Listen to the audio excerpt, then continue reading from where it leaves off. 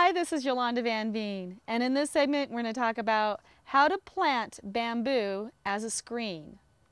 So there's many different types of bamboos, and so when you're deciding which variety to use as a screen, to screen out your neighbors, the road, the street, a cliff, whatever it is, you've got to make sure that you know which type you're using, and it's a variety that's going to get taller.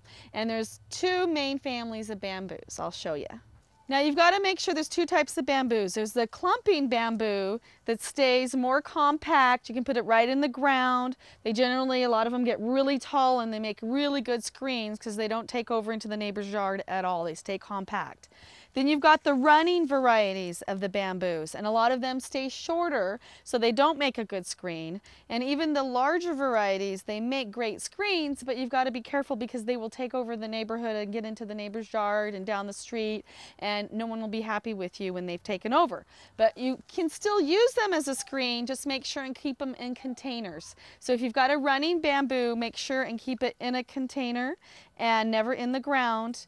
And you want to just make sure that the root is covered up, but the actual greenery is exposed. And it's about as easy as that. It's no different than the grass in your lawn.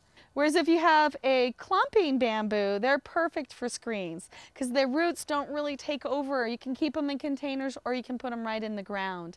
And a lot of the varieties get really tall, and there's beautiful different types of foliage and different types of bark and different colors. There's dark blacks and greens and yellows. They're all beautiful different varieties, and they make perfect screens. And so you want to make sure you've got them in full sun. They don't do well in shade. If you've got shade, you want to try to encourage more heat because they got to be warm to do well. And you've got to make sure that you can have access to water so that you can water them here and there. They live with very little water in the end.